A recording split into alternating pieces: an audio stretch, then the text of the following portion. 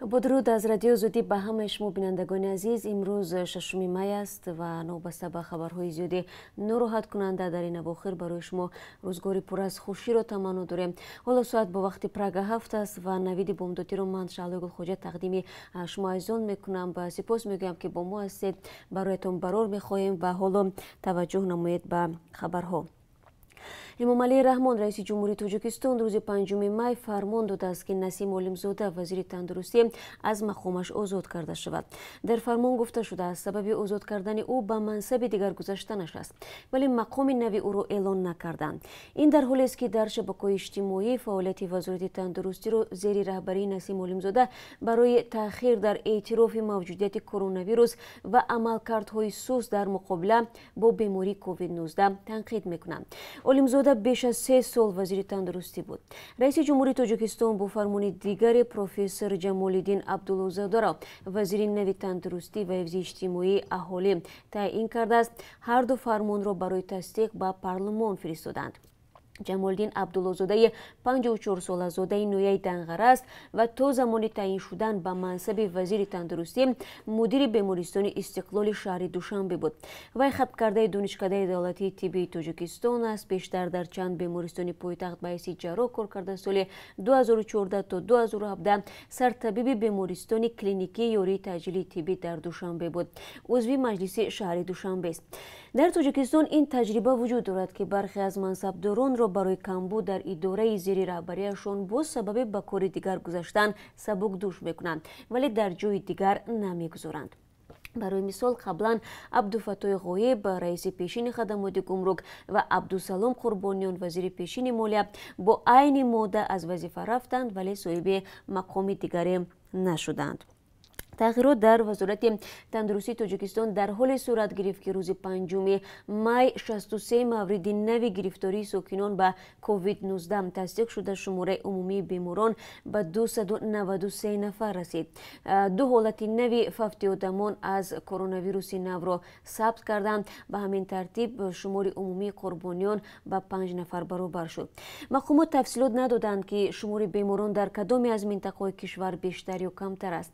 همچنین درباره وضع بیمارستان ها و تعداد افرادی که با گمان بیماری همگیر بستری هستند چیزی نگفتند.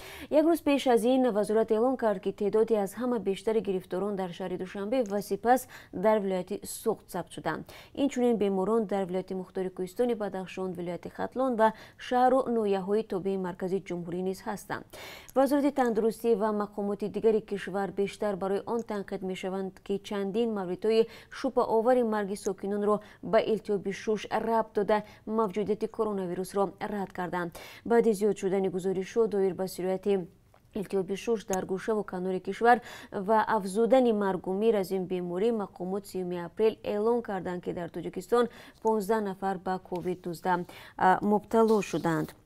طبق گزارش‌های رسیده از سازمان جهانی تندرستی زیارت از ترکمنستان را لغو کرده، زیرا از این کشور دعوتنامه رسمی نرسیده است.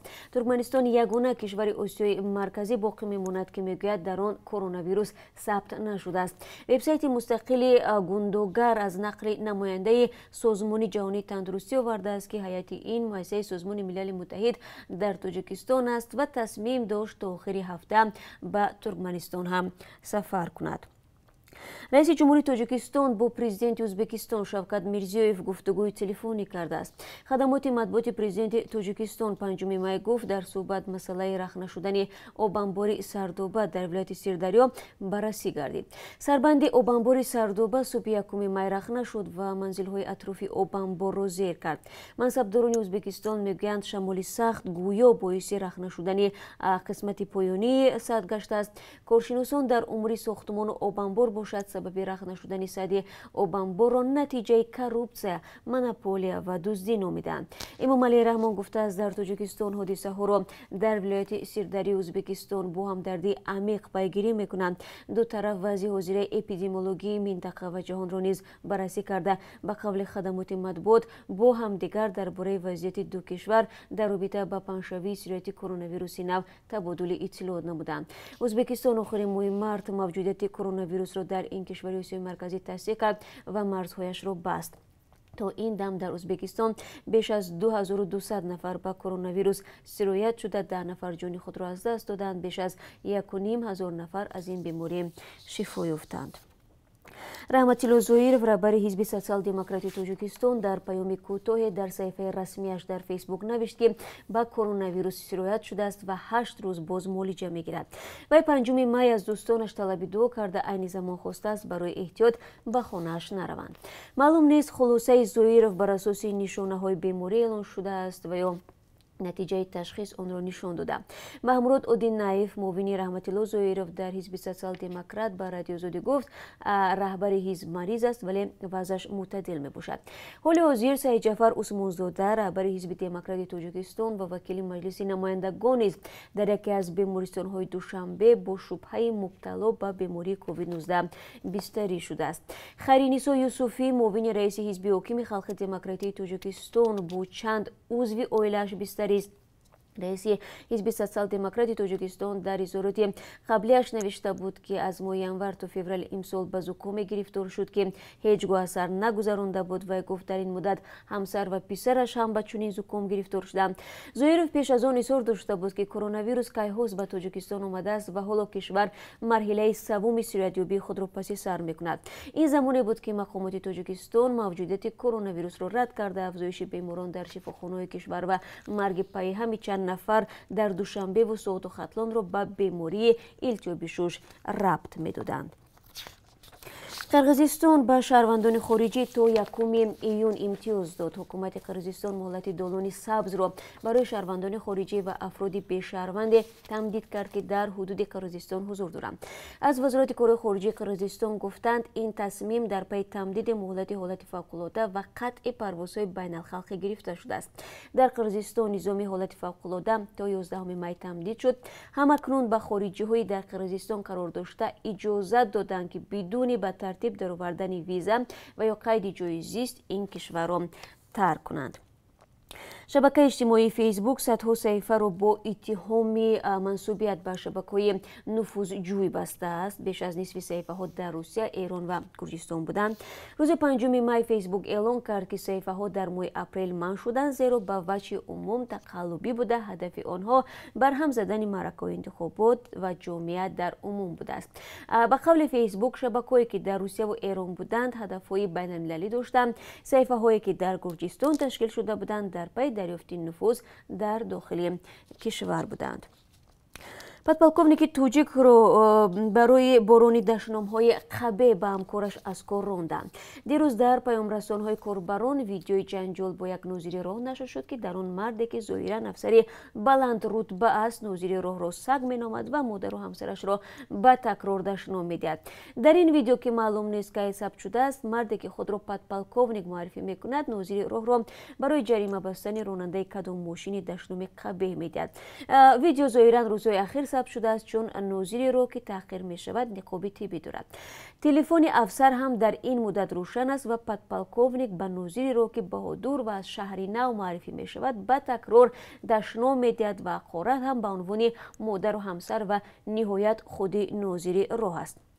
بعد مدت کوتاهی از نشر گزارش رادیو آزادی، رئیست کوفتوکوب جنایتی وزارت امور داخلی در صفحه‌اش در فیسبوک اعلان کرد که podполковник میلیسا را که ظاهراً مفتش در این ریاست است از کار راندند.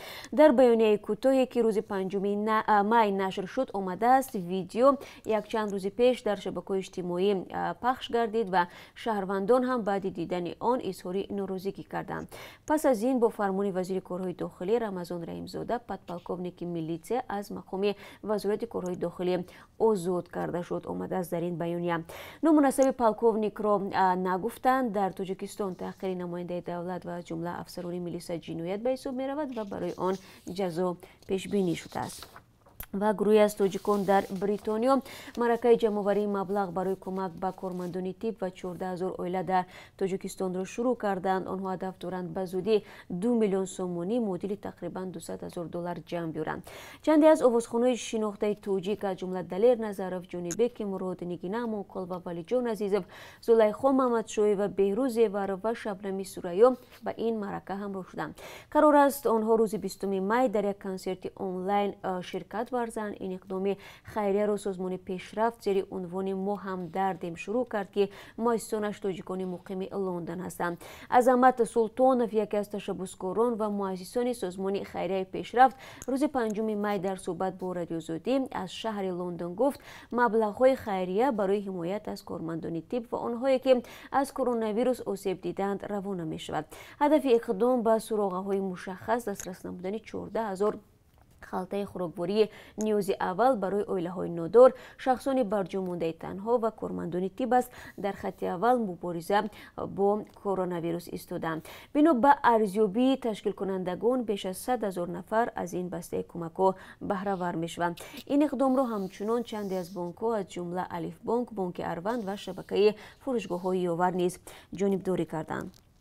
و بینندگان عزیز اگر شما نیز شاهد حادثه شدید و یا نواری جالب دارید که میخواهید بر رادیوی آزادی بفرستید پس با رقم 420 724 056 681 به وایبر، واتساپ و تلگرام ما انتقال بدید یا بفرستید یا تماس بگیرید. خب اکنون از کار به اسرار خارجی برای امروز با شما معلومات میدیم که از طرف بانک ملی این گونه تعیین شده است. $1 10 سومانی و 24 درم است. 1 یورو 11 سومانی و 10 درم ارزش دارد. امروز قربی 1000 روبل روسی 137 سومانی و 50 درم را تشکیل میدهد که نسبت روز گذشته 2 سومانی و 10 درم زیادتر می باشد. سپاس میگویم بینندگان عزیز که در این صبح بر وقت ما را همراهی کردید و خبرهای تازه را شنیدید. من بازم شما را در ادامه روز با خبرهای از این بیشتر منتظر خواهم بود. روزی با قرار داشته باشید و خود و نزدیکانتان را در این روزهای سخت احتیاط کنید.